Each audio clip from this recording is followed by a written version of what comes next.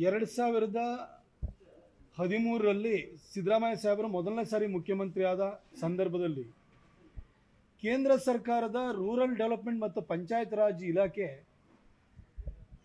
SECC ಡೇಟಾವನ್ನು collect ಮಾಡಿ ಅಂತ ಹೇಳಿದರು. ಅಂದರೆ ಸೋಷಿಯೋ ಎಕನಾಮಿಕ್ ಕ್ಯಾಸ್ಟ್ ಸೆನ್ಸಸ್ ಅಂತ ಹೇಳಿಬಿಟ್ಟು, ಯಾಕಂದರೆ 2011ನಲ್ಲಿ ಜನಗಣತಿ ಆಯಿತು.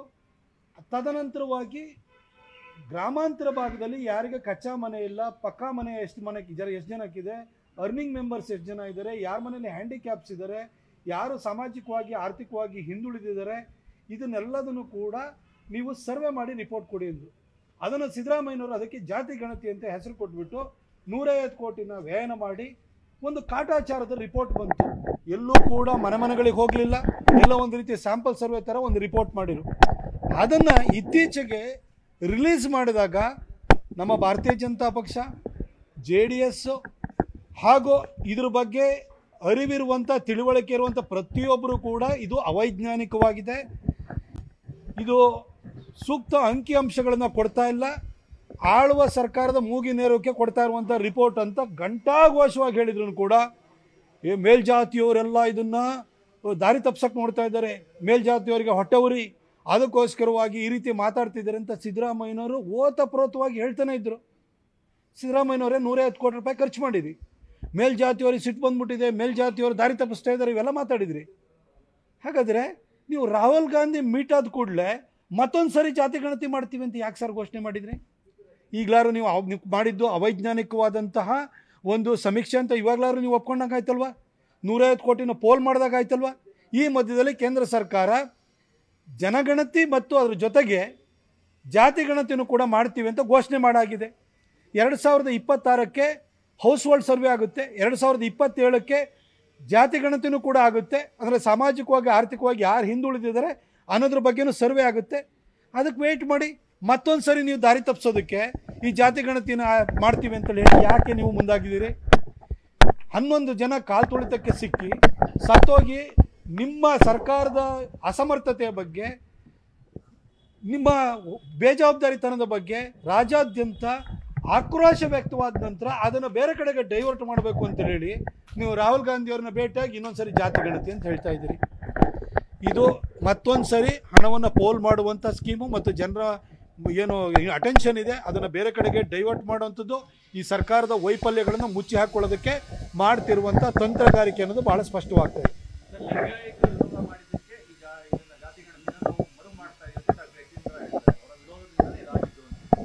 ಯತೀಂದ್ರ ಯಾರ್ರೀ? ಯತೀಂದ್ರಗೆ ಅದ್ರ ಬಗ್ಗೆ ಏನು ಗೊತ್ತಿದೆ?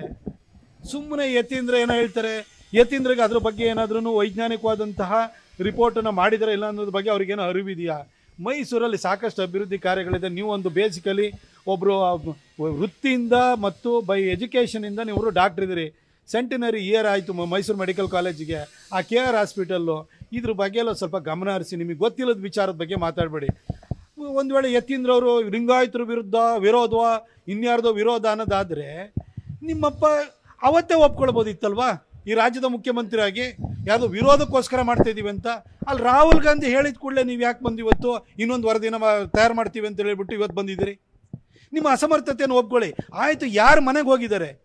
ಆಮೇಲೆ ಸೋಷಿಯೋ ಎಕನಾಮಿಕ್ ಕ್ಯಾಸ್ಟ್ ಸೆನ್ಸಸ್ ಅನ್ನೋದ್ರ ಬಗ್ಗೆ ಯತೀಂದ್ರ ಅವ್ರಿಗೆ ಸ್ವಲ್ಪ ತಿಳ್ಕೊಳ್ಳಿ. ಅದು ಸೋಷಿಯೋ ಎಕನಾಮಿಕ್ ಕ್ಯಾಸ್ಟ್ ಸೆನ್ಸಸ್ ಅಂತ ಸಾಮಾಜಿಕವಾಗಿ ಆರ್ಥಿಕವಾಗಿ ಗ್ರಾಮಾಂತರ ಭಾಗಗಳಲ್ಲಿ ಯಾರು ಹಿಂದುಳಿದಿದ್ದಾರೆ ಅವರನ್ನು ಸರ್ವೆ ಮಾಡಬೇಕಾಗಿರೋದು. ಅದಕ್ಕೆ ಪ್ಯಾರಾಮೀಟ್ರನ್ನ ಸೆಟ್ ಮಾಡಿದ್ದಾರೆ. ಇದು ಹಾಗಂತ ಸಿಟಿನಲ್ಲಿ ಮಾಡಿದ್ದೀರಾ? ಬೆಂಗಳೂರಿನಲ್ಲಿ 1.5 ಕೋಟಿ ಜನಸಂಖ್ಯೆ ಇದೆ. ಯಾರನ್ನು ನೀವು ಇದು ಮಾಡಿದಿರಿ?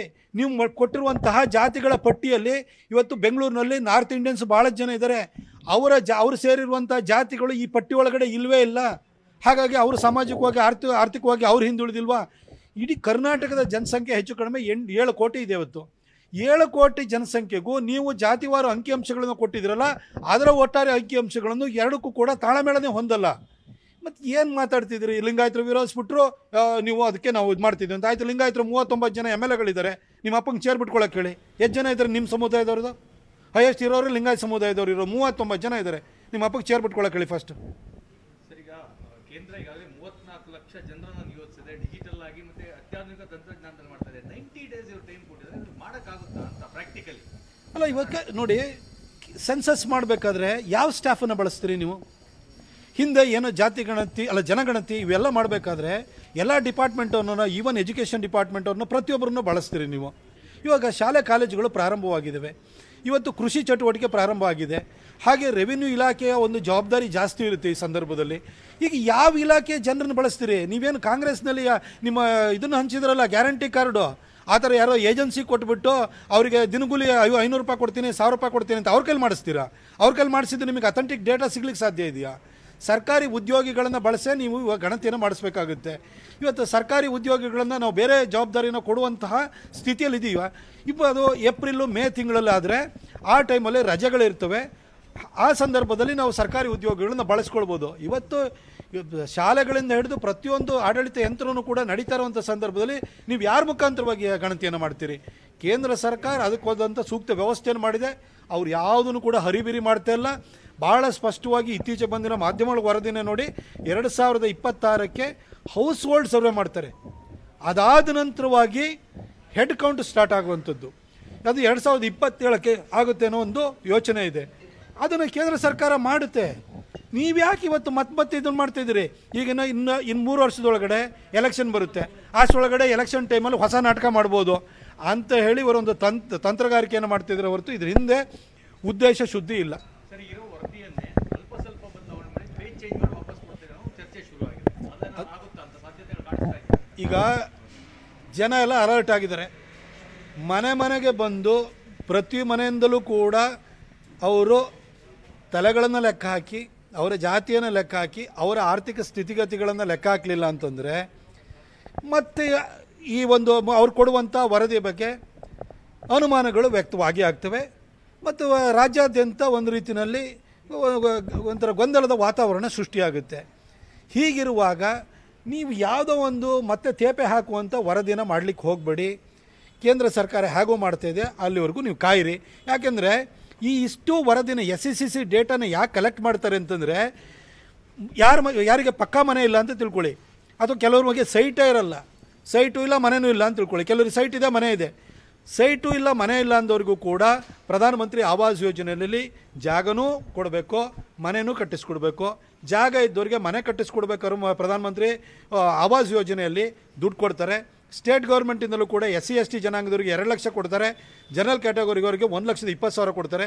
ಕೇಂದ್ರ ಸರ್ಕಾರ ಎಲ್ಲರಿಗೂ ಕೂಡ 1,50,000 ರೂಪಾಯಿ ಕೊಡ್ತದೆ. ಹಾಗೆ ಯಾರ ಮನೆಯಲ್ಲಿ ಗ್ಯಾಸ್ ಇಲ್ಲ ಅವರಿಗೆ ಉಜ್ವಲ ಯೋಜನೆಯಡಿ ಗ್ಯಾಸನ್ನು ಕೊಡ್ತಾರೆ.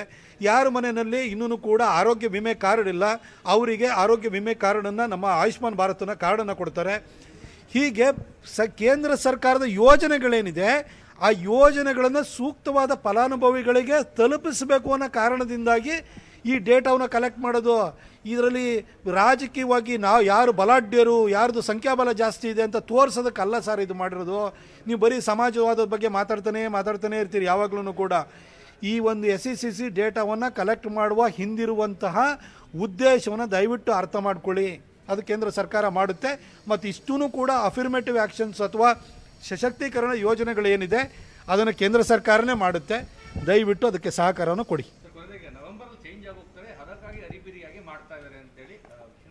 ಸಾಕಷ್ಟು ಜನ ಅದನ್ನ ಹೇಳ್ತಾ ಇದ್ದಾರೆ, ಡಿಸೆಂಬರ್ ಒಳಗಡೆ ಮಾಡಿ ಹೋಗ್ಬೇಕು, ಅವರು ಡಿಸೆಂಬರ್ ಕುರ್ಚಿ ಚೇಂಜ್ ಆಗುತ್ತೆ.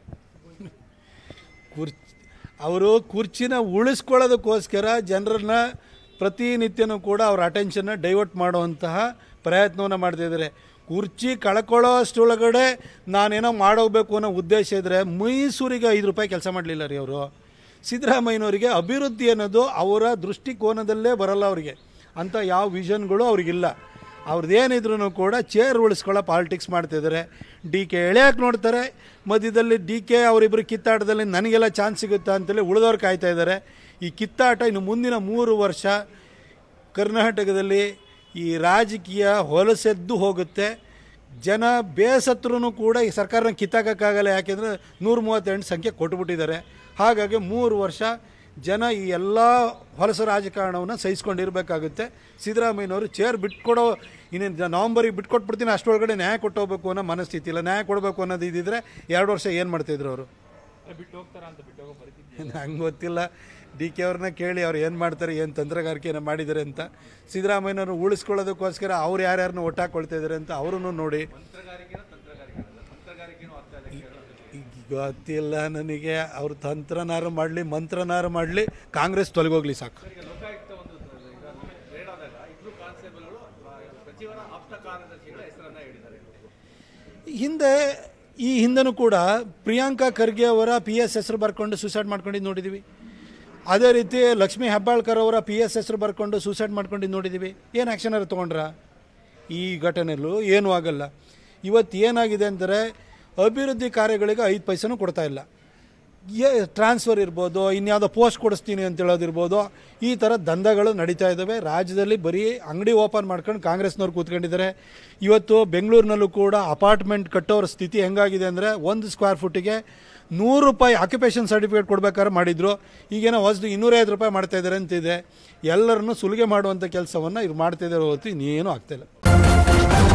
ನ್ಯೂಸ್ ಫಸ್ಟ್ ನಿರ್ಭೀತಿಯಿಂದ ನಿಮ್ಮ ಪರವಾಗಿ.